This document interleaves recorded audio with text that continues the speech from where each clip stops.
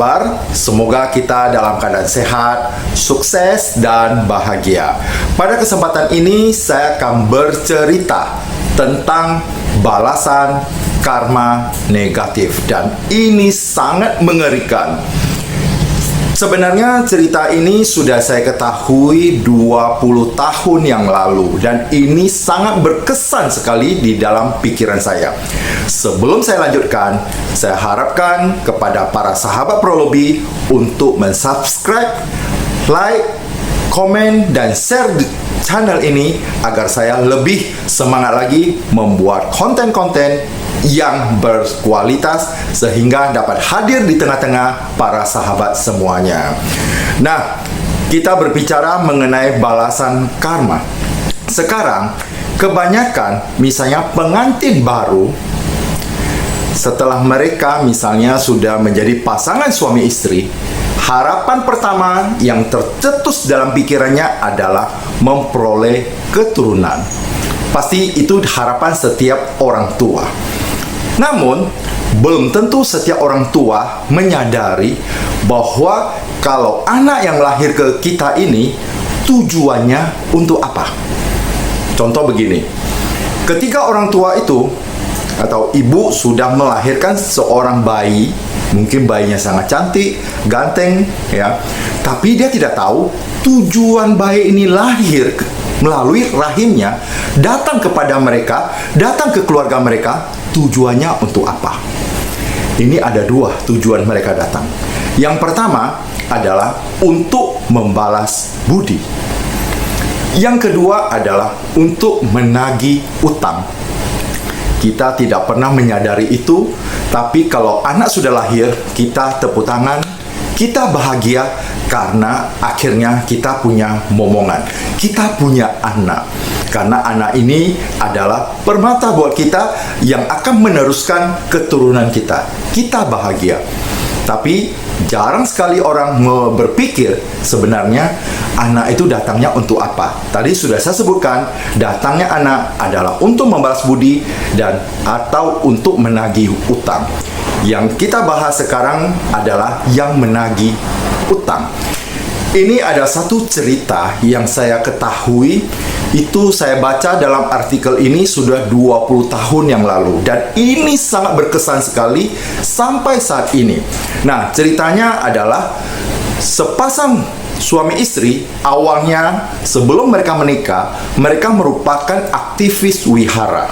Dan biasalah muda-mudi ke wihara, bertemu, akhirnya pacaran dan menjadi pasangan suami istri. Nah, begitu juga kita katakanlah yang laki-laki namanya Andi, yang wanitanya namanya Ana. Ini namanya saya samarkan dan bukan nama sebenarnya. Jadi Andi dan Ana. Mereka adalah sama-sama aktivis wihara dan ketemu di wihara. Andi ini orang tuanya kaya raya dan punya perusahaan. Berarti mereka kaya, mereka bahagia. Setelah mereka menikah, orang tuanya yang sudah tua mewariskan perusahaannya kepada Andi. Tentu Andi akhirnya menjadi seorang bos besar karena sebagai pimpinan atau pemilik atau owner dari sebuah perusahaan, dan mereka pun menikah. Dan seperti pasangan-pasangan lainnya, yang mereka harapkan itu adalah keturunan, momongan. Tapi waktu berjalan 1 minggu, sebulan, tahun, tapi tidak ada tanda-tanda hamil. Ya, tidak ada tanda-tanda anak ini, istrinya dari Andi ini hamil. Mereka terus berpikir, waktu berjalan dengan cepat, akhirnya mereka sudah menginjak hampir 40 tahun. Akhirnya anak ini mendengar dari temannya bahwa di negara Thailand ada satu kuil atau wihara yang sangat manjur. Banyak sekali orang yang sudah ke sana meminta keturunan atau anak, dan biasanya dikabulkan. Dan Ana pun menyampaikan kepada suaminya Andi agar bersama-sama ke Thailand. Nah, suaminya pun mengikutinya karena sangat mengharapkan adanya keturunan, karena mereka ini kaya raya. Kalau tidak ada keturunan, nanti warisan atau harta warisan itu siapa yang mewarisinya kalau tidak ada turunan? Nah, mungkin kan harta warisan itu nanti dinikmati oleh orang lain yang bukan keturunannya. Maka mereka pergilah ke Thailand. Di Thailand tentu saja mereka menginap di hotel. Pergilah ke kuil itu, suami istri atau ke wihara itu, memohon agar mereka mempunyai keturunan. Setelah itu, pasangan suami istri ini atau Andi sama Ana ini balik ke hotel. Pada saat maghrib, ya waktu mau gelap, dia mendengar suara seperti ini. Lolongan anjing yang sangat panjang. Dan pada saat itu, Ana ini melihat sekelebat bayangan hitam masuk ke kamar. Pada saat itu, Ana mulai hamil. Mereka bahagia, tentu bahagia karena sudah hamil, sudah punya calon bayi, sudah akan mempunyai turunan yang kelak akan mewarisi harta mereka. Mereka pun kembali ke negara mereka, dan singkat ceritanya lahirlah seorang bayi laki-laki yang montok, ya, yang cukup mengemaskan, dan mereka beri namanya Aldo. Nah, ketika dewasa atau sudah ABG, Aldo ini mempunyai satu kebiasaan, yaitu untuk balap-balapan. Dan dia selalu minta mobil yang bagus, mobil mewah. Kalau mobil biasa tidak mau. Mobilnya harus mobil yang bagus, mobil yang mewah, mobil yang mahal. Orang tuanya karena sangat kaya mengabulkan permintaan Aldo. Belilah mobil yang mewah. Ketika mobil itu diberikan, tidak tahan sampai seminggu. Mengalami kecelakaan dan mobilnya hancur lebur. Tapi anehnya, Aldo tidak sedikit pun terluka. Dia minta mobil lagi. Orang tuanya tidak mau memberikan mobil penggantinya. Aldo sakit dan masuk ke rumah sakit. Orang tuanya harus mengeluarkan banyak uang untuk mengobatinya di rumah sakit. Ketika orang tua mengabulkan permintaannya, dia sembuh. Dan mobil yang diberikannya juga tidak tahan selama seminggu. Hancur lagi, kecelakaan. Dan seperti awal, Aldo tidak mengalami luka sedikit pun. Itu ngerinya, balasan karma, tagihan utang itu, mobil itu berantakan, sudah hancur. Kalau kita lihat mobil itu, mungkin orangnya sudah mati, tapi Aldo tidak luka sama sekali. Hati-hatilah dengan balasan karma itu. Ketika dia minta lagi mobil, orang tua tidak memberikannya, dia masuk rumah sakit lagi. Terus begitu.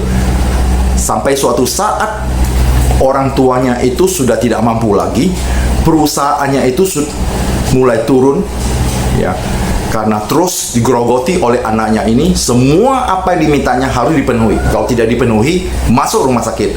Itulah terus menerus peristiwa ini. Akhirnya sepasang suami istri ini, Andi sama Ana ini pun berdiskusi. Bagaimana kalau dia pergi lagi ke wihara di Thailand, untuk di sana untuk memuja lagi. Kenapa anaknya seperti itu, supaya anaknya itu bisa berlaku lebih baik lagi. Akhirnya mereka sepakat dan pergilah mereka ke Thailand. Di Thailand, dalam perjalanan ke wihara yang dulu mereka pergi, bertemulah mereka pada seorang biku. Dan biku ini mempunyai abinya atau kekuatan batin. Dia mengetahui semua permasalahan dari pasangan suami istri ini. Dan biku ini mendekati pasangan suami istri ini, yaitu Andi dan Ana, dan mengatakan bahwa kalian baliklah ke negara kalian. Kalian minta maaf kepada anakmu, karena anakmu ini adalah datang untuk menagih utang-utang yang pernah mereka utang di kehidupan yang lalu. Jadi ingat ya, kalau kita jahatin orang seperti ini, datanglah anak ini untuk menagih utang-utangnya. Dia ingin membuat orang tuanya bangkrut sekering-keringnya. Setelah itu, mendapat nasihat dari biku ini, mereka pun kembali ke negaranya. Pada saat mereka sampai di rumah, mereka masuk ke rumah, mereka melihat putranya sedang duduk termenung di meja makan. Pada saat itu, mereka berdua menemui Aldo, putranya, dan memohon maaf. Mereka mengatakan, kami, papa dan mama memohon maaf. Mungkin di kehidupan yang lalu kami pernah berutang pada Anda sehingga sekarang Anda datang untuk menagih ini. Kami sudah bangkrut. Kami tidak sanggup lagi untuk memberikan barang-barang, mobil, dan semua permintaan Anda karena kami sudah tidak punya uang lagi. Dan kami mohon maaf apabila dalam kehidupan lalu kami ada berbuat mungkin yang menyakitkan Anda, atau kehidupan lalu kami pernah berbuat sesuatu kejahatan pada Anda. Kami berdua mohon maaf. Dan pada saat itu Aldo pun tidak mengeluarkan sepatah kata pun, dan dia berdiri dan masuk ke kamar. Ketika masuk ke kamar sebentar, terdengar lagi suara seperti ini. Lolongan anjing yang panjang ketika mereka pernah dengar waktu ke Thailand untuk memohon anak. Dan berapa saat kemudian pasangan suami istri ini, Andi dan Ana, masuk ke kamar. Dan ternyata Aldo sudah meninggal. Berarti utang piutang pada kehidupan ini yang pernah mereka utang lunas. Karena mereka sudah minta maaf dan Aldo pun telah memaafkannya. Dan pada saat utang piutang selesai, Aldo meninggal. Jadi apa yang dapat kita petik dari cerita ini? Artinya dalam kehidupan kita ini sebagai manusia, kita jangan berbuat kejahatan, jangan menyakiti orang lain, atau kita korupsi orang. Bisa jadi Aldo ini dulu mungkin bisa jadi seorang pengusaha dan orang tuanya pernah menghancurkan, membuat dia bangkrut sehingga dia dendam, dan pada kehidupan ini dia lahir sebagai anaknya dan tujuannya datang adalah untuk membuat orang tuanya menderita dan menagih utang-utang dan membuat orang tuanya bangkrut. Dan hati-hatilah dalam kehidupan ini para sahabat Prolobi, jangan kita menyakiti orang lain karena kelak kita juga akan mendapatkan hasilnya. Mungkin di kehidupan yang akan datang, dia akan lahir di keluarga kita, bisa menjadi orang tua kita, bisa menjadi anak kita. Kalau jadi orang tua kita, waktu kita mau lahir langsung dicekik dan dibuang. Kalau dia lahir sebagai anak kita, dia mintanya macam-macam. Kalau tidak dipenuhi, nanti dia sakit. Kita harus keluarkan uang secara terus-menerus untuk mengobatinya. Maka di dalam ajaran Buddha, kenapa kita harus selalu berbuat baik? Kalau berbuat baik, artinya kita pasti melepas. Cinta kasih, kita melepas. Kasih sayang, kita juga melepas. Berdana juga melepas. Artinya apa? Kita memberikan kepada mereka, sehingga mereka itu berbahagia. Kalau kita jahati mereka, utang piutang itu pasti akan kita bayar. Perbuatan baik juga akan kita terima. Perbuatan jahat juga akan kita terima. Kita pasti akan ditagih. Ketika kita banyak berbuat baik pada orang lain, pada kehidupan yang akan datang, mereka akan datang untuk membalas budi kita. Misalnya ada orang tua yang punya anak baru lahir, tiba-tiba bisnisnya itu berkembang, itu berarti anak itu datang untuk membalas budi. Atau anak itu lahir setelah dewasa, di sekolah selalu juara, dan ketika sudah kerja, dia bisa menghasilkan uang banyak, membahagiakan orang tuanya. Itu berarti anak itu datang untuk membalas budi. Tetapi kalau anak itu datang dan sering sakit-sakitan, itu datang menagih utang. Kita tidak pernah sadari itu. Mereka datang menagih utang. Dia nakal, dia kelainan orang lain, dia ambil pisau, dia tusuk orang lain. Kemudian kita yang menggantinya, itu berarti mereka datang untuk menagih utang. Maka berhati-hatilah. Jangan kita menjahati anak kita. Orang lain juga demikian. Semua orang kita harus baik dengan mereka.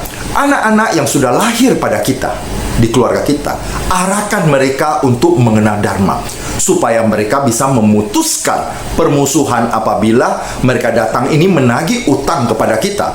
Itu mereka menyadari tentang kebenaran, mereka itu bisa memaafkan kita, berarti karma jelek itu, utang piutang lunas. Maka dari itu, Kalau kita dijahatin orang lain, dikata-katain orang lain, kita diam bukan berarti kita kalah. Artinya kita tidak mau membuat karma baru lagi.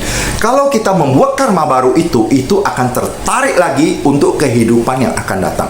Di kehidupan akan datang bertemu lagi dan akan saling sikut menyikut lagi dan akan saling balas membalas lagi, sehingga itu akan tertarik lagi ke kehidupan selanjutnya dan terus-terus. Itulah yang disebut oleh Buddha, kita lahir di roda samsara, di dalam lingkaran roda samsara ini. Balas membalas, inilah akan kehidupan kita itu akan terus silih berganti dan kita akan balas dan itu tidak ada ujung pangkalnya. Maka dari itu sekarang berhati-hatilah. Kejahatan walaupun kecil itu pasti ada akibatnya. Sama dengan kotoran, walaupun sedikit tapi tetap bau. Itulah dalam kehidupan ini. Kita berhati-hati. Dalam kehidupan ini, kita harus bagaimana kita berbuat kebajikan sebanyak-banyaknya. Biarlah orang berbuat apa terhadap kita, tetapi kita balas dengan kebajikan. Jika kita berbuat kejahatan kepada orang lain, berbesar hatilah untuk meminta maaf. Ketika kita meminta maaf, apakah karma itu tidak berbuah? Karma itu tidak bisa dihapus. Tapi setidaknya ketika dia memaafkan kita, berarti semua permasalahan itu, karma itu sudah putus pada kehidupan ini dan tidak terbawa lagi pada kehidupan yang akan datang. Ini yang harus kita mengerti. Dan berbahagialah kepada sahabat-sahabat Pro Lebih yang sudah mengenal Dhamma. Karena Dhamma mengajarkan kita untuk melepas.